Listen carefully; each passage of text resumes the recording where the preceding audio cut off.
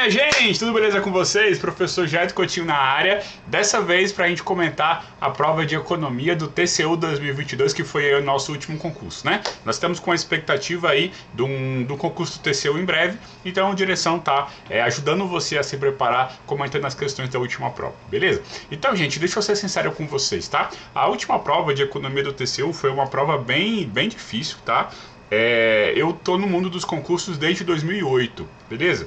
E essa prova do TCU foi a segunda mais difícil que eu já vi nesse período, tá? Só perde para a prova do Banco Central lá em 2013. Então foi uma prova de economia bem difícil, apesar de terem sido apenas 4 questões. Okay?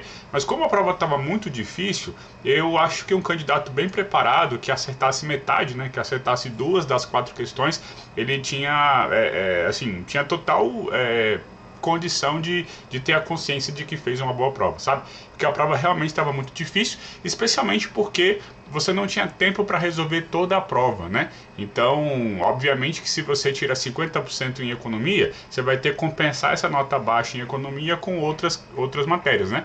Então, apesar do candidato que acertar 2 questões ter tido um ótimo desempenho na minha visão em economia, ele obviamente para ser aprovado teria que mandar muito bem outras matérias, né? Português, constitucional, administrativo, auditoria governamental, ARFO, por exemplo, eram todas questões, todas matérias, perdão, que dava para ir ter um desempenho muito bom próximo, se não um desempenho ali na casa do 100% mesmo, beleza?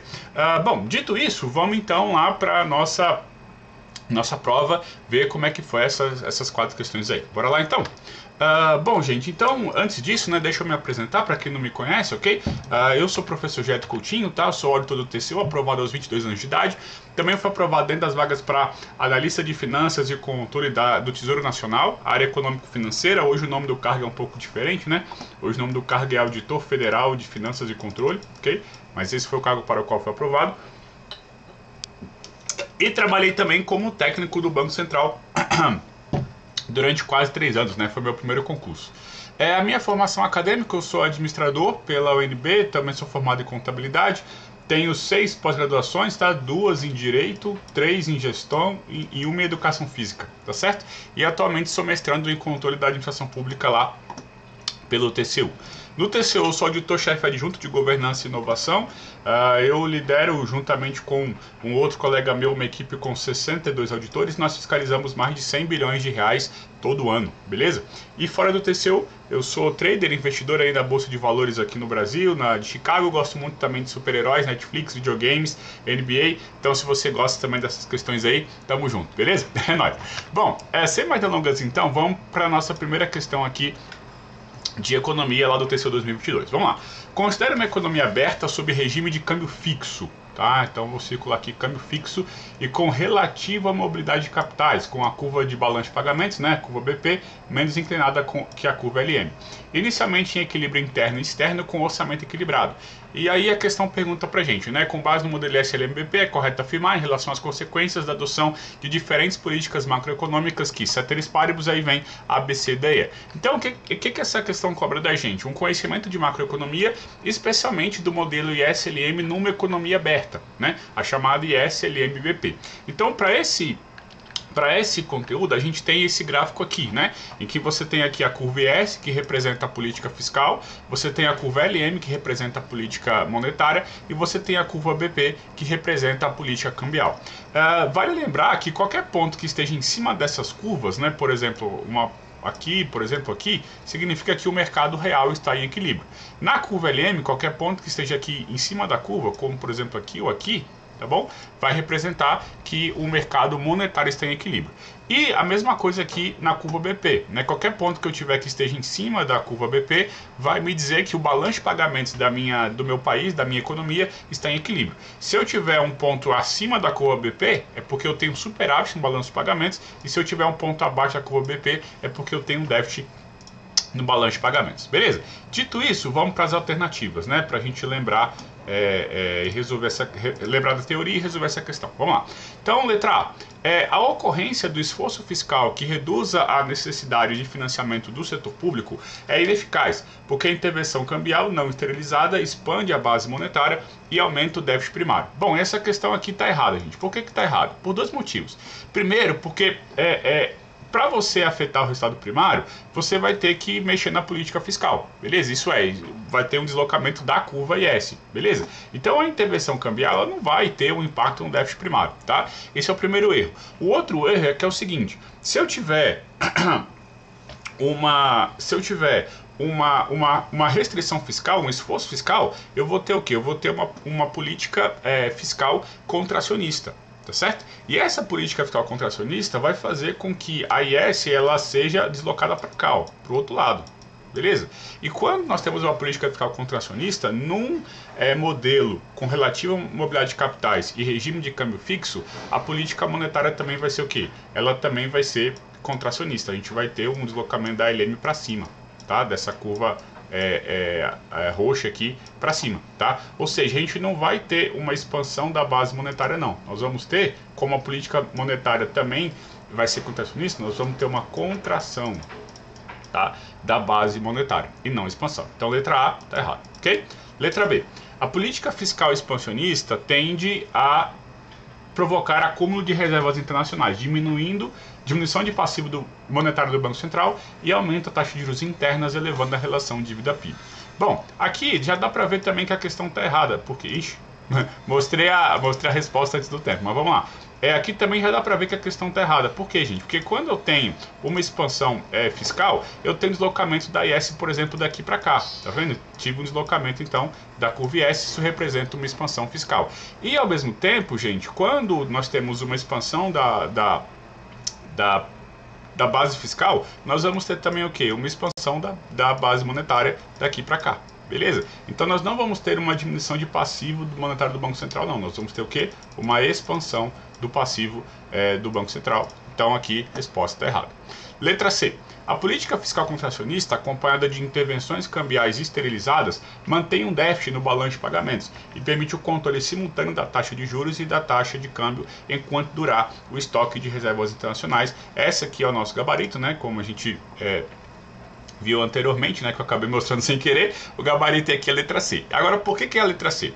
Porque por esse gráfico aqui, ó, que eu estou mostrando para vocês aqui embaixo, a gente tem que quando a política fiscal ela é expansionista, quando a gente vem daqui para cá, nós vamos ter o quê? Um aumento da taxa de juros, ok? E um aumento também da renda. Isso vai ser focado, né, vai ter um impacto também na política monetária que também vai ser expansionista. A política monetária, por sua vez, reduz os juros, né, e expande a renda. Então, quando eu tenho uma política expansionista fiscal reforçada por uma política monetária expansionista, eu vou ter no final das contas o quê? Um aumento da renda, né, daqui Y1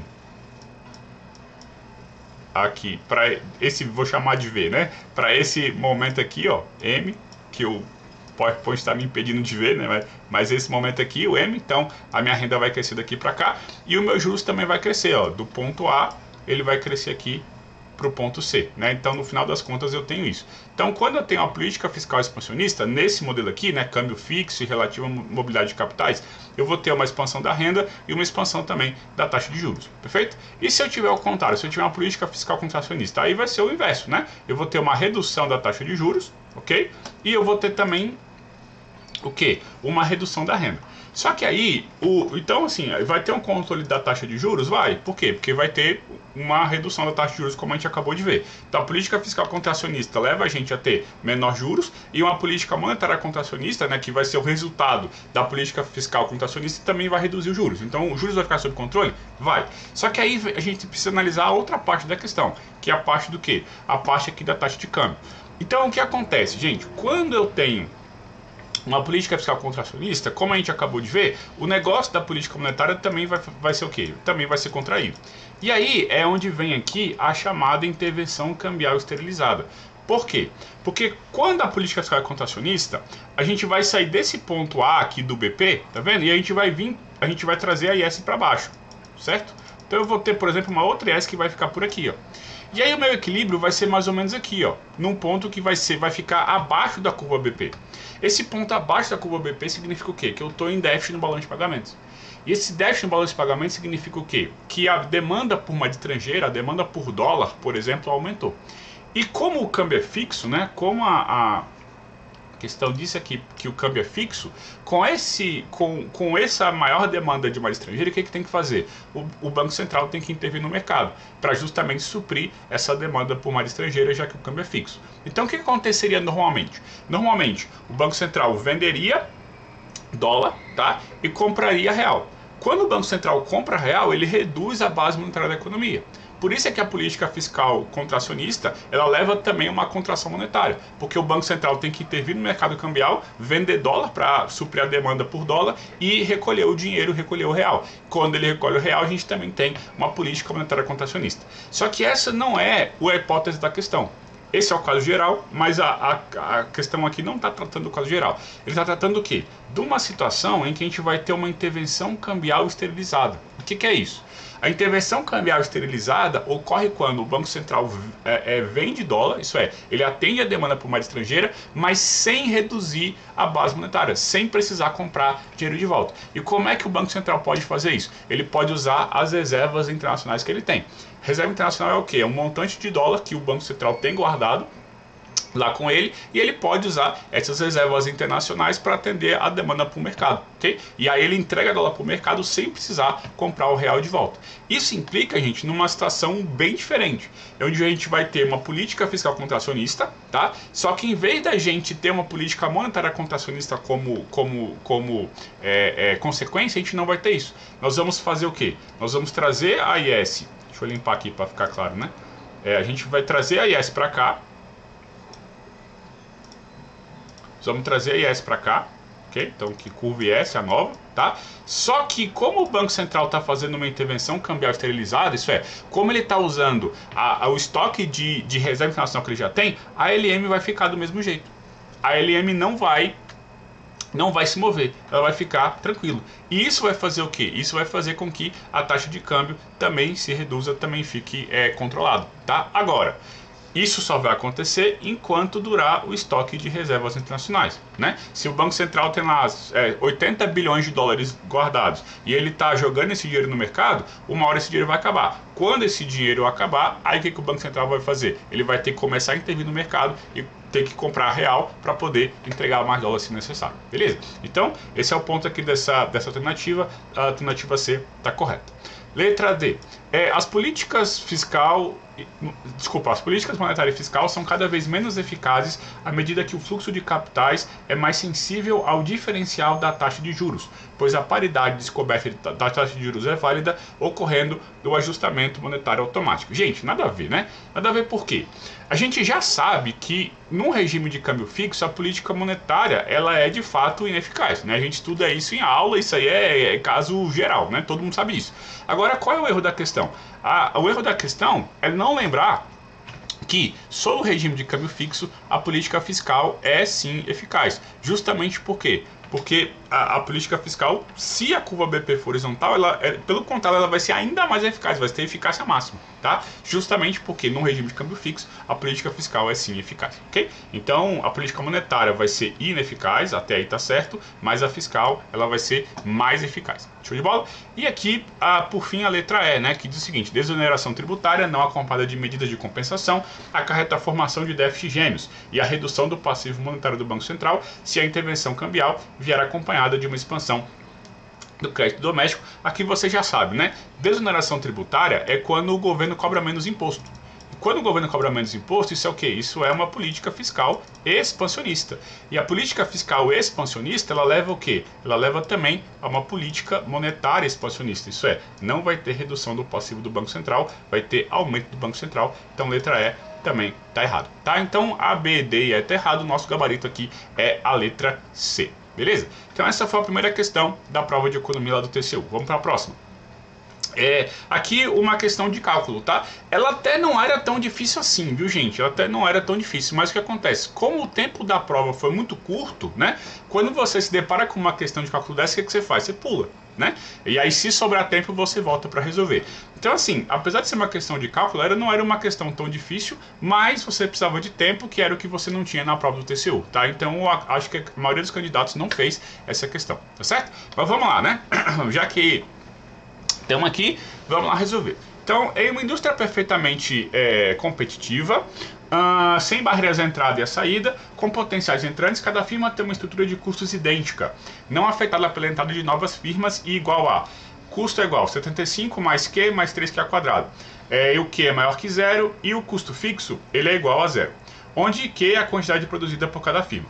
A demanda inversa de mercado é dada por P é igual a 141 menos 0,5Q, em que Q é a quantidade demandada e P é o preço. Então, aí vem as alternativas A, B, C, D e E. O que a gente precisa lembrar aqui? Primeira coisa, que nós temos uma indústria que é perfeitamente competitiva, tá? Isso traz várias implicações para a gente, porque a gente já sabe que nessa indústria perfeitamente competitiva, o preço é igual ao custo marginal. Nós também já sabemos, né, que no equilíbrio, né, o custo marginal também vai ser igual ao custo médio, tá certo? Então a gente já tem duas questões importantes aqui. A outra coisa que é a questão importante é que ele falou que o custo para produzir 0 unidades é zero. Ou seja, em outras palavras, o custo fixo aqui é zero. Porque veja, eu tenho um custo fixo aqui para produzir muito, esse vai ser um custo fixo, e o custo fixo para não produzir nada também é a mesma coisa. Então, quando eu não produzo nada, o meu custo é zero. O que isso significa? Que o meu custo fixo também é zero. O normal seria o custo fixo ser positivo, né? Mas quando eu não produzo nada, eu incorro mesmo assim nos custos fixos. Essa é a teoria. Mas como o custo de eu produzir zero também é zero, então, em outras palavras, o custo fixo dessa questão é zero também, tá? E uma outra coisa que eu quero que você perceba é o seguinte. Nós temos algumas alternativas, como por exemplo a B, ó, a C e a D, que falam de longo prazo, tá? Isso é importante por quê? Porque a gente sabe que no longo prazo o custo marginal vai ser igual ao custo médio no ponto de equilíbrio, tá? Dito isso, agora a gente só tem uma questão matemática aqui para resolver, tá? Então vamos lá. A primeira coisa que a gente precisa lembrar então é como é que calcula o custo marginal, né? Então o custo marginal ele vai ser o que? A derivada da função custo total. Uma outra coisa que eu esqueci de falar, tá? Veja, essa função custo total aqui é a função de cada firma. Isso é o custo de uma empresazinha só. E a gente já sabe que no mercado competitivo nós temos infinitas empresas. Mas o que a questão nos deu não foi a curva, a curva de custo de todas essas empresas juntas, a curva de demanda do mercado, desculpa, a curva de custo do mercado. O que ela nos deu foi a curva de custo de uma empresa só, tá? Então ela nos deu a fórmula de custo, né, a equação de custo de uma firma individualmente falando, e não do mercado como um todo. E a outra coisa que é bom lembrar também, né, é que já a demanda, ele nos deu a demanda do mercado. Isso é, a demanda de todos os demandantes juntos, ok? Então, repare, a questão aqui foi até um pouco sacana. Ela nos deu o custo individual de cada firma e ao mesmo tempo nos deu a demanda de mercado como um todo, tá? Considerando já todas as firmas, todos os demandantes, etc. Então, fique atento em relação a isso, tá? Agora sim, falado aqui o que precisa ser falado, vamos embora então resolver essa questão. Primeira coisa que a gente vai fazer então é encontrar o custo marginal, né? Então a gente tem aqui 75, né, que é a fórmula de custo aqui, mais Q mais 3Q ao quadrado, né? E esse aqui é o custo total. Então o que a gente vai fazer? A gente vai derivar essa curva de custo total para encontrar a curva de custo marginal.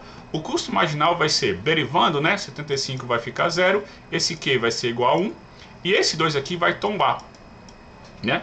Vai tombar e vai multiplicar o 3. Então, para derivar, como é que vai ficar a minha curva de custo marginal? Ela vai ser 1 mais 6Q. Beleza? Pessoal, Getro, não sei derivar, fica tranquilo, tá? Tem aula no meu curso especificamente para você aprender a derivar nas mais diversas situações ali, beleza? Então, 1 mais 6Q, tá? Gente, desculpa um pouquinho a minha letra aqui, tá? Mas é porque eu tô desenhando aqui no mouse porque a minha caneta quebrou, tá? Então, mais 6Q. Pronto, melhorou um pouquinho, né? Aqui é o custo marginal. E a outra questão que a gente vai ter é o custo médio, em que eu vou pegar essa mesma forma, 75 mais Q mais 3Q ao quadrado. E o custo médio é o quê? Ele é o custo total dividido pela quantidade produzida. Então eu vou fazer a mesma coisa. Eu vou dividir tudo isso aqui por Q, né? Então meu custo médio vai ser 75 sobre Q mais 1 mais aí 3Q ao quadrado dividido por Q fica 3Q, tá? Então esse aqui vai ser o meu custo médio. Então o que eu vou fazer? Eu vou pegar uma condição lá de longo prazo, que é essa aqui, ó, custo marginal é igual ao custo médio. Então o que eu vou fazer? Vou igualar o custo marginal com o custo médio. Vamos lá? Então vai ficar o custo marginal 1 mais 6Q é igual a 75 sobre Q mais 1 mais 3Q. E agora eu vou resolver essa questão, tá? Deixa eu botar aqui, deixa eu trocar a cor. Vou passar esse 1 aqui para lá da equação e vou passar esse 1 aqui, desculpa, vou passar esse 3Q para cá na equação. Então vai ficar assim, ó. Vai ficar 6Q, né? Esse mais 3Q passa para o outro lado trocando o sinal, fica menos 3Q, é igual 75 sobre Q, que vai ficar mais 1, e esse 1 aqui vai para lá, menos 1, né? Então como é que vai ficar aqui a minha resolução? 6Q menos 3Q dá 3Q, que é igual a 75 sobre Q, né? Mais 1 menos 1 fica igual a 0. Beleza. Então vou pegar isso aqui, ó, e vou continuar explorando aqui essa equação. 3Q é igual a 75 sobre Q. Então aqui o que eu vou fazer? Vou passar esse Q que está dividindo multiplicando para o outro lado, tá? Vai ficar 3Q ao quadrado é igual a 75. E agora vou passar esse 3 aqui que está multiplicando desse lado, dividindo para o outro lado. Vai ficar aqui ao quadrado é igual a 75 sobre 3. Isso implica que Q ao quadrado vai ser igual a 75 dividido por 3 dá quanto? Dá 25. E agora, passando a raiz para o outro lado, Q é igual a raiz de 25, Q vai ser igual a 5. O que significa esse Q ser igual a 5? Ele significa que cada firma vai produzir 5 unidades, beleza? Então, cada firma nesse mercado competitivo vai produzir 5 unidades. É isso que significa esse Q igual a 5. Então, disso a gente já dá para descartar a alternativa B, né? Ela diz que cada firma no longo prazo vai produzir 2 unidades, na verdade são quantas? Na verdade são 5 unidades. E aí a gente já pode descartar também a alternativa C. Por quê? Porque a alternativa C diz que a curva de oferta do longo prazo da indústria vai ser P igual a 6Q mais 1. Mas isso aqui não é a curva de oferta, isso aqui vai ser a curva de custo marginal. Então aqui também já está errado, porque vai ser a curva de custo marginal. Mas professor, no mercado competitivo, a curva de custo marginal não é igual à curva de oferta? Sim, é verdade. Só que lembra, a curva de oferta marginal do mercado vai ser igual à curva de oferta do mercado, beleza? O que a questão nos deu não foi a curva de custo do mercado, foi a curva de custo individual, perfeito? Então por isso que essa igualdade aqui que a questão C trouxe pra gente tá errado, tá? Porque para eu saber a curva de oferta do mercado como um todo, eu precisaria também ter a equação de custo do mercado como um todo. Eu não tenho, eu só tenho da parte individual, tá bom? Então, letra C aqui também tá errada, porque essa expressão aqui vai ser o custo marginal, né? 6Q mais 1 é o custo marginal, 6Q mais 1 aqui também, beleza? Show de bola? Legal, então vamos continuar vamos continuar aqui a nossa análise, ok? O que a gente vai fazer agora? Nós vamos pegar uma outra questão que é importante no longo prazo da concorrência perfeita, é que o preço é igual ao custo marginal. Então agora que a gente já tem o custo marginal, a forma do custo marginal, a gente pode encontrar o quê? Qual o preço que cada firma vai cobrar pelo seu produto. Para isso é só eu fazer essa fórmula aqui. Então o preço vai ser igual ao custo marginal. O custo marginal a gente já viu que é 1 mais 6Q.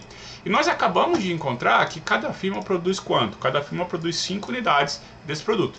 Então eu vou pegar esse aqui e eu vou botar o quê? Vou substituir por 5. Vai ficar P igual a 1 mais 6 e multiplicado por 5. P vai ser igual a 1 mais 6 vezes 5 é 30, né? 1 mais 30 vai ser igual a 31. Então olha só que interessante, cada firma cobra 31 no seu preço. Então a gente já pode também descartar a alternativa A, porque o preço de equilíbrio não vai ser igual a 15, o preço de equilíbrio vai ser igual a 31, porque cada firma vai cobrar apenas 31. Bom, e aí gente, uma outra coisa interessante é que a gente não precisa nem calcular aqui a alternativa E. Por quê? Porque a alternativa E diz o seguinte, olha só, caso o governo decida instituir o imposto de 3 unidades monetárias por unidade vendida, o impacto tributário recai totalmente nos consumidores e a perda de peso morto da economia no longo prazo é igual a 18. A gente não precisa nem calcular isso aqui. Por quê? Porque para que o impacto recaia totalmente nos consumidores, eu tenho que ter das duas uma, tá? Ou eu preciso ter uma oferta totalmente elástica, ou eu preciso ter uma demanda totalmente inelástica. E por que isso é importante? Porque para eu ter, por exemplo, uma demanda totalmente inelástica, eu tenho que ter um preço que ele não varia com a quantidade. Eu tenho que ter um preço que, por exemplo, seja P igual a 141, tá? Só que a demanda de mercado me diz o quê? Que o preço varia com a quantidade, olha só. Tem essa parte aqui, menos meio Q. Ou seja, eu já não estou diante de uma demanda totalmente inelástica, tá certo? E a oferta totalmente elástica, gente, esse é o ponto também. Esse também não é, porque a gente está vendo o quê? Que cada firma vai produzir uma quantidade a um determinado preço, ok? Então também não é o caso de uma oferta totalmente elástica aqui. Então a gente não está em nenhuma das duas situações e, portanto, a letra E também já está errada, tá? Porque a gente não tem os pressupostos para fazer com que esse impacto tributário recaia totalmente nos consumidores. Só sobra o quê? Só sobra a letra D, que claramente é o gabarito, né? Mas vamos lá explicar por que a letra D está correta. Bom, então o que a gente tem aqui, né? A gente já sabe que a quantidade produzida por cada firma é 5 e que o preço cobrado por cada firma, né, pelo mercado como todo é 31. O que a gente pode fazer? Pegar a demanda do mercado, que é dada pelo enunciado, tá, gente? 141 menos meio Q. E a gente pode fazer o quê? Substituir esse preço aqui na curva de demanda. Então o que a gente vai ter? Preço vai ser igual a 31, que vai ser igual a 141 menos meio Q. Vou passar esse menos meio Q para lá e esse 31 para esse lado da equação. O menos meio Q vai para lá positivo, né? Então fica meio Q. E esse 31 vai para o outro lado de forma negativa. Então fica 141 menos 31. E aqui fazendo a conta, né? Meio Q é igual 141 menos 31 é 110. E agora vou passar o meio dividindo, 110 dividido por meio, que vai ser igual a 220. Isso significa o quê? Que enquanto cada firma produz apenas 5 unidades, o mercado como um todo, isso é todo o mercado, todas as firmas somadas, produzem 220. Então o que eu posso fazer? Eu posso saber quantas firmas estão no mercado. Para isso o que eu faço? Pegar a quantidade do mercado como um todo e divido por quanto cada firma produz. Então eu faço o quê? 220 divido por 5, eu tenho o quê? 44 empresas, tá? 44 firmas nesse mercado. Isso que significa o quê? Que se eu tiver 44 empresas e cada uma produzir 5 unidades, no final eu vou ter quantas unidades produzidas? 220 unidades. Esse é o tamanho do mercado, tá? Então quando a demanda é essa aqui, ó, P igual 141 menos meio Q, eu tenho 44 firmas, 44 empresas produzindo. O que a letra D diz? Ela diz que caso a demanda inversa do mercado se altere para P igual 161 menos meio Q, 8 firmas entram na indústria. Então vamos ver quantas firmas a gente vai ter caso nós tenhamos essa nova demanda. Então a demanda nova dada pela alternativa é 161 menos meio Q. E aí vamos ver como é que essas coisas vão rolar, né? Então o preço não muda, preço é igual a 31, igual 161 menos meio Q. Vou fazer a mesma coisa, passar o meio para cá e o 31 para cá, vai ficar meio Q é igual a 161 menos 31, tá? Meio Q vai ser igual a 130, e aí eu vou passar esse meio para lá, dividindo, né? Então vai ficar 130 sobre meio, eu vou ter no total 260 unidades produzidas. E aí, né, como a gente já sabe que cada firma oferta 5 unidades, vou fazer a mesma continha. 260 dividido por 5 para eu encontrar o número de firmas, que nesse caso vai ser o quê? Vai ser 52 firmas. Então, questão correta, né? Porque quando a demanda é essa aqui, eu tenho 44 firmas. Quando a demanda é essa aqui, eu tenho 52 firmas, 52 menos 44 é igual a 8, tá certo? Então, quando a demanda se altera para essa equação nova que a alternativa nos deu, de fato, eu aumento em 8 aqui as firmas do mercado. Então, gente, resposta para essa questão aqui, letra D, tá? Então, só para a gente consolidar aqui, né? PG equilíbrio igual a 15, não é 31. Cada firma oferta 2 unidades, não é? São 5. A curva de oferta de longo prazo vai ser 6Q mais 1, errado, isso aqui vai ser o custo marginal, né? E para a gente ter o impacto tributário recair totalmente sobre os consumidores, a gente precisaria ter uma oferta totalmente elástica ou uma demanda totalmente inelástica, e nenhum dos casos se aplica aqui nessa questão, tá bom? Então, gabarito aqui, letra D. Como eu falei, essa não é uma questão, assim, ela é uma questão de intermediária para difícil, mas não é propriamente uma questão difícil, né? Porque você consegue fazer cálculos, ver que os cálculos aqui são muito simples, você só precisava encaixar esses cálculos dos conceitos da teoria da competição perfeita. No entanto, né, numa prova com pouco tempo, fica difícil de você fazer esse tipo de questão, justamente porque a gente tem o quê? Justamente porque a gente tem pouco tempo para fazer a prova, e aí, né, você tem que garantir lá as questões teóricas, pelo menos, ok? Show de bola? Beleza, então vamos então para a terceira, para nossa terceira questão. Vamos lá. Em relação às consequências das decisões das firmas sobre preços e quantidades em estruturas de mercado de concorrência perfeita, é correto afirmar que, letra A, a firma seguidora em um duopólio de Stackelberg obtém lucro superior ao que obteria em um duopólio de Cournot, porque possui vantagem informacional ao reagir sequencialmente à decisão da produção de uma firma líder. Errado, né, gente? Aqui está bem errado mesmo. Porque no duopólio de Stackelberg eu tenho duas empresas. Uma que é a líder e outra que é a seguidora. E obviamente a empresa líder vai decidir primeiro e ela vai decidir o quanto produzir, e a seguidora vai atrás da líder, obviamente vai produzir bem menos, tá? Então, a questão está errada por quê? Porque no duopólio de Stackelberg, a firma seguidora ela não vai ter vantagem informacional nenhuma, né? Justamente por quê? Porque quem decide, quem conhece mais o mercado é a empresa líder, que é a empresa grande, tá? Então nada a ver uma coisa com a outra aí. O que ela vai ter, na verdade, não é vantagem, é uma desvantagem, justamente porque ela vai apenas seguir o que a empresa líder determinar, tá bom? Então letra A está errada. Letra B. A ocorrência do paradoxo de Bertrand em mercados oligopolizados pressupõe que haja restrição individual da capacidade produtiva para atender a demanda de mercado e que as firmas produzam produtos diferenciados. Aqui também está errado. Por quê?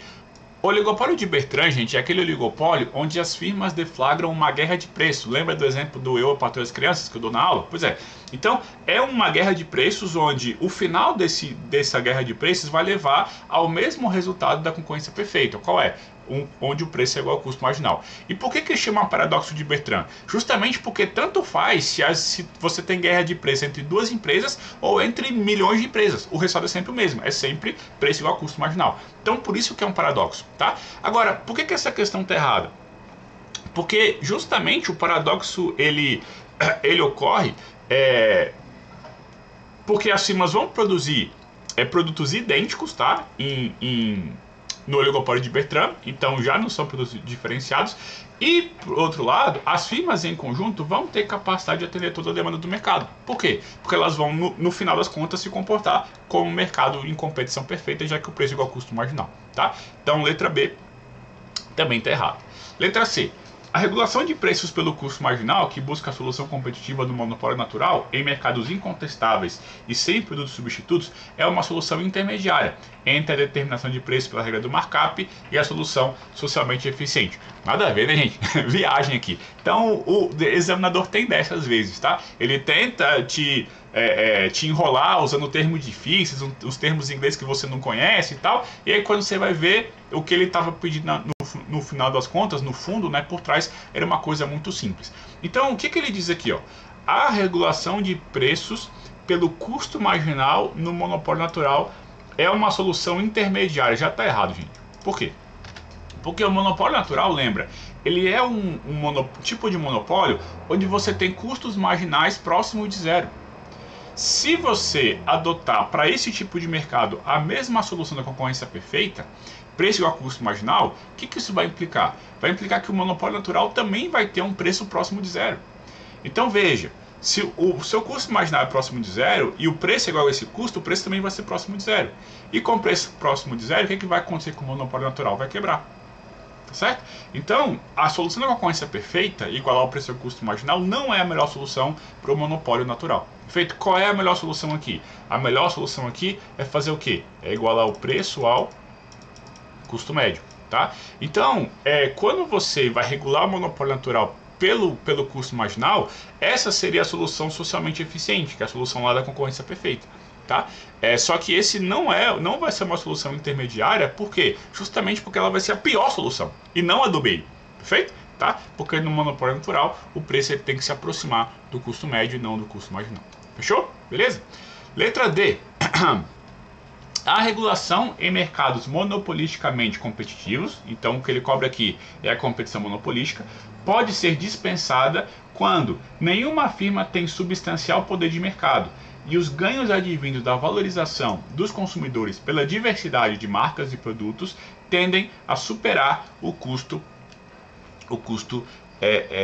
social. De fato, tá? De fato. Então veja, onde é que o governo precisa intervir? Onde é que o governo precisa regular? Ele precisa intervir e regular os mercados que apresentam muito poder de mercado. Isso é, em que as firmas possuem uma alta influência sobre o preço a ponto de colocar o preço acima do custo marginal.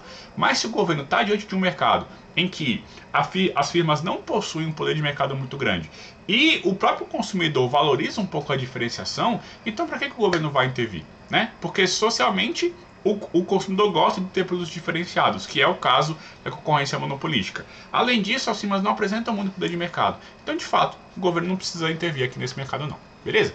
Ainda mais, né?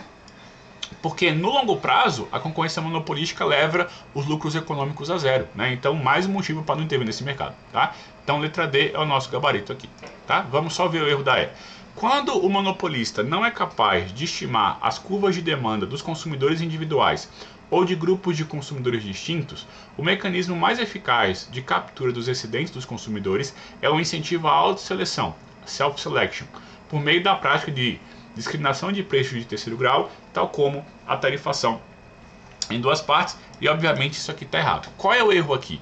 O erro é igualar discriminação de preço de terceiro grau com a tarifação em duas partes, tá? Ou dizer que a tarifação em duas partes é a mesma coisa que uma discriminação de preço de terceiro grau, tá? Vamos lá. O que é discriminação de preço? É quando eu cobro preços diferentes de pessoas diferentes, tá? Isso é discriminação de preço. E a de terceiro grau ocorre quando, por exemplo, nós temos uma companhia aérea que está vendendo seus assentos na sua aeronave. Porque uma pessoa que compra passagem com antecedência paga mais barato, enquanto uma outra pessoa que paga passagem mais próximo do voo paga mais caro. As duas vão ter o mesmo serviço.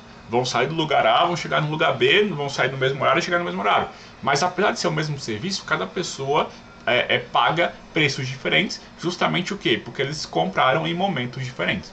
Então veja, a discriminação de preço de terceiro grau é isso, é quando você cobra preços diferentes de pessoas diferentes. E a tarifação em duas partes não é uma discriminação de preço. Ela tem a ver com o quê? Com você cobrar dois tipos de tarifa.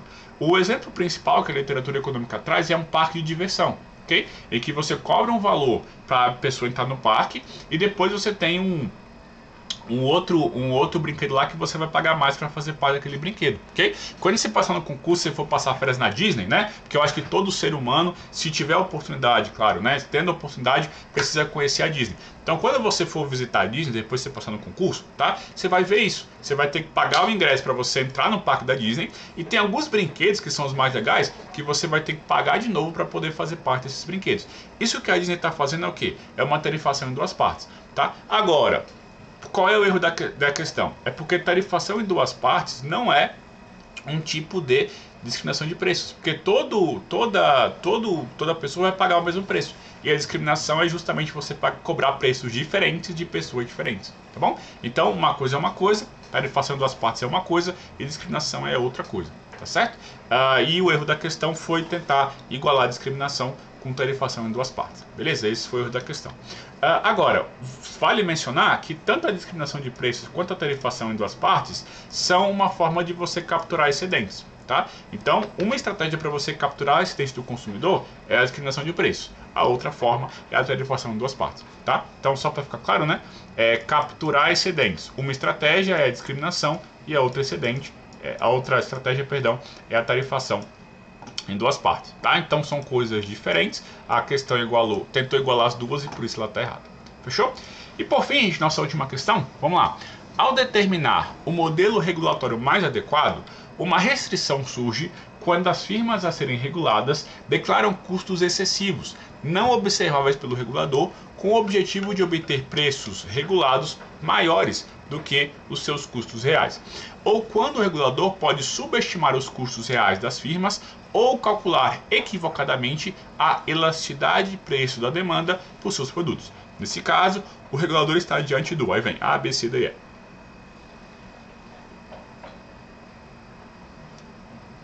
Bom, gente, então, aqui é uma questão que cobra o quê? Que cobra de nós conhecimentos de regulação. Então, o que acontece? O que é o mais importante aqui, né? A gente estuda na aula 3 principais problemas que tem a ver com essa situação. Então, o que está rolando aqui? O regulador, vai fazer uma regulação, tá? E ele não sabe algumas informações. Ele não sabe quais são os reais custos das empresas, tá bom? Ele não sabe estimar esses custos reais e ele também não sabe a elasticidade de preço-demanda dessas empresas. Ou seja, a gente está diante do que aqui? Nós estamos diante de um problema de assimetria de informação, né? Que a gente estudou lá na regulação. O regulador ele tem que fazer uma regulação, mas ele não sabe exatamente como que é a situação real das empresas que ele vai regular. E qual é o problema com essa assimetria de informação? É que se o regulador não sabe, ele pode fazer o quê? Ele pode fazer uma regulação errada que pode acabar beneficiando as empresas ao invés de incentivá-las a ter maior eficiência, reduzir os preços, aumentar as quantidades produzidas e por aí vai, tá? Então nós temos, gente, aqui de um problema de assimetria de informação. Legal. Agora, qual é o detalhe que a questão cobra? É isso aqui, ó. É uma restrição surge quando as firmas a serem reguladas. Isso aqui significa o quê? Que as firmas ainda não estão reguladas. O regulador vai ter uma regulação no futuro, não é agora. Isso significa o quê? Que nós estamos aqui naquele momento pré-contratual. Pré-contratual. Ou seja, pessoal, nós estamos diante de uma situação aqui que ainda não ocorreu. Porque esse problema de assimetria informacional ele já acontece antes da regulação existir. É um problema, então, que ocorre nesse momento pré-contratual. Agora ficou fácil responder a questão. Vamos lá? Letra A. Desregulação, em que o regulador mantém seu controle pelas atividades da firma. Né? Aqui está errado, porque, veja, desregulação ocorre quando já existe uma regulação e depois o regulador vai retirar essa regulação. Isso é o fenômeno da desregulação. Não é o caso aqui. Aqui a situação é diferente. O regulador vai fazer a regulação ainda, tá? Ele não vai tirar uma coisa que já existe, ele ainda vai fazer, tá? Então, letra A está errado. Letra B. Presença de externalidades em que o regulador deve implementar o imposto pigoviano sobre a produção da firma. As externalidades são exemplos de falha de mercado. E diante de falha de mercado, o regulador pode atuar para tentar reduzir as falhas, tá? Reduzir essas externalidades negativas ou incentivar as positivas. Só que nós estamos aqui não diante das externalidades, tá? A falha de mercado que a gente está tratando aqui é o que? É a assimetria de informação, tá? Então, letra B está errado. Letra C. Problema de perigo moral, moral hazard, em que o regulador evitaria assegurar a recuperação dos custos e fornecer renda informacional. O que é isso, né? O que é renda informacional? É porque quando existe uma assimetria de informação, se o regulador fizer uma regulação errada, a empresa pode ter uma renda adicional só porque ela tem mais informação que o regulador. Que o regulador fez uma regulação errada e a empresa que tem mais informação vai se beneficiar disso aumentando a renda dela. Isso é renda informacional, tá? Agora, qual é o problema aqui, gente, dessa questão? Por que está errado aqui? Porque o moral hazard, o risco moral, ele é um problema pós-contratual. Pós-contratual. Ele é um problema que surge depois que a regulação já está implementada. Mas não é o caso aqui, porque aqui a regulação ainda vai ser implementada, tá? Então, letra C também está errado. Letra D. Provisão ineficiente de um bem público em que a implementação prática da solução de Lindahl pelo regulador impede a existência de caronas. Aqui também está errado, porque os bens públicos, gente, também são considerados uma falha de mercado e que o regulador pode entrar para tentar atacar essa falha. Mas, mais uma vez, nós não estamos tratando de bem público aqui. A falha de mercado em questão nessa situação é o quê? É a assimetria de informação, então também essa questão aqui está errada. Só sobra a letra E, né, que é aqui o nosso gabarito, é um problema de seleção adversa em que o regulador precisa desenhar mecanismos para que as firmas revelem informações sobre suas estruturas de custos. Aqui está certo. Por quê? O problema de seleção adversa, ele na literatura, a gente vê isso em aula também, né, ele é um problema pré-contratual, tá? Assim como a situação que nós estamos tratando aqui. Então, na seleção adversa, o que o regulador pode fazer? Ele pode fazer uma regulação para que só empresas ruins continuem no mercado, tá? Já que ele não sabe direito como é que o mercado funciona, ele pode errar o parâmetro e acabar atraindo para o mercado empresas ruins, ineficientes, etc e tal. Então, quando esse problema de informação existe, o que ele precisa fazer? Ele vai precisar desenhar bem os mecanismos para que essas empresas aumentem as transparências, tá? Aumentem, portanto, a informação que ela revela, para que o regulador possa, então, conhecer a informação e, a partir daí, ir ajustando a sua regulação até que seja uma regulação ótima, uma regulação eficiente. Tá? Então, problema aqui de seleção adversa, gabarito letra E. Tá? Agora, gente, eu preciso ser sincero com vocês, tá? Essa questão aqui ela é passível de recurso, porque você ter uma assimetria de informação não necessariamente tem a ver com seleção adversa. Você pode ter uma seleção adversa mesmo partindo de outros problemas que não a assimetria de informação, tá? Mas a FGV manteve o gabarito, então eu vou seguir aqui o raciocínio da banca e botar também meu gabarito aqui como letra E, apesar de ser um pouquinho questionável, porque não necessariamente a assimetria de informação e seleção adversa estão relacionadas, beleza? Mas é isso, gente. Então terminamos aqui essas 4 questões, né? Veja que apesar de serem apenas 4, nos exigiu bastante tempo de aula e várias explicações de conceitos, né? E para você responder essas questões com segurança, se você quiser estudar comigo, eu tenho curso aqui no Direção, especialmente tratando aqui desses temas variados que a FGV cobrou aqui no nosso curso, que é o meu curso de Economia para o TCU, tá certo? É um curso completo em que você vai conseguir aí se preparar adequadamente para encarar questões difíceis como essa na hora da prova, se elas vierem. Beleza? Gente, é isso por hoje. Um grande abraço e até a próxima. Valeu!